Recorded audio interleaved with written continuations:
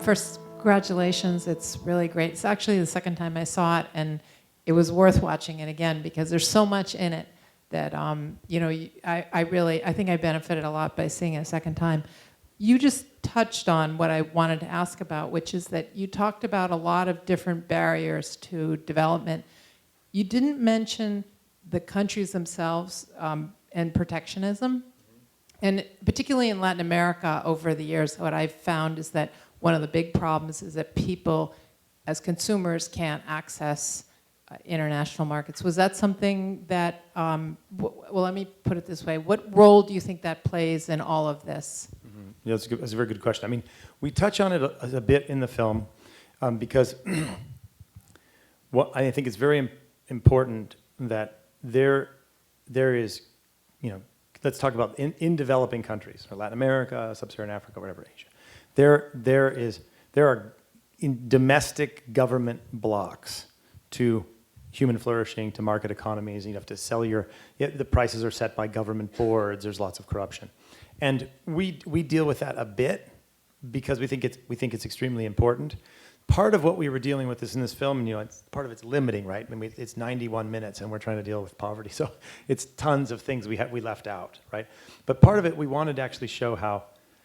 Sometimes we'll hear people say, well, the real problem is corruption in the developing world. I was actually at USAID, and they said, well, the real problem is corruption in the developing world.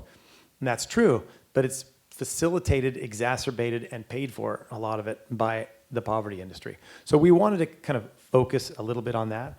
At the same point, we did touch it at a couple of points with like the DeSoto section about how you can't register your business. That's not the World Bank or USAID. That's internal problems in Latin America.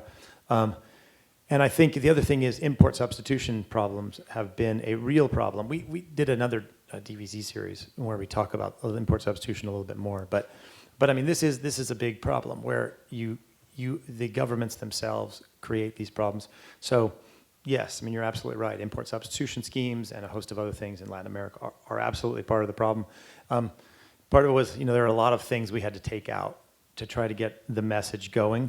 And I think that's probably, that's one of the weaknesses, as it were, of the film, that there are certain pretty primary obstacles to economic development and opportunity that are caused by the countries themselves without necessarily being exacerbated by, say, development agencies. Does that answer your question?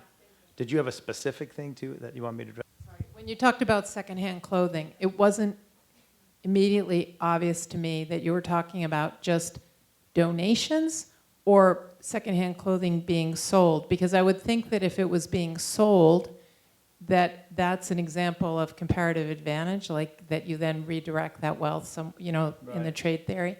So that's why I was just a little bit, wanted a little clarification on that. Yeah, that's actually an interesting part. And part of this, again, was limitations of the film. But what do we mean by secondhand clothing? And then, in fact, in Guatemala, we know, somebody told me in Guatemala, they take the secondhand clothing, they either get it or they buy it, and then they repurpose it and they make it into a business. So secondhand clothing, qua secondhand clothing, isn't really the problem. It's part of it's the context, right? So that, the idea that we're going to help people and help poor people and have positive social impact by this activity is part of the selling point. So let me break off that for Tom's, for example. I mean, it's true that Tom's provides shoes for people who need shoes. There are positive things. But I use the example, let's say you invested in an environmental company, and their whole point was they were going to make the environment better, right? And so you buy this product and they plant a tree in some forest, okay? And so at the end of the year, they tell you, we've given this many things away, we've done this many things, we've planted this many trees, this is our return on investment, et cetera, you should support our stuff. But what they didn't tell us is that they, polluted 5 rivers. And part of it is like you would want to know if the whole rationale for supporting that company was the broad environmental impact. And I think what we kind of did in this area was focus on just how, like, the selling point is that we're going to make things better. But as you point out, there are layers of complexity, and sometimes those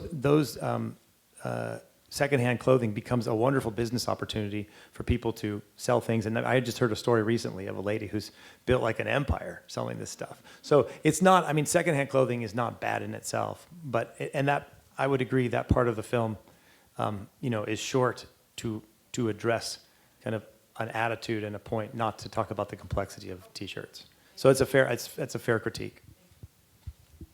I want to make sure we get to more questions, but the protectionism is really important to address quickly.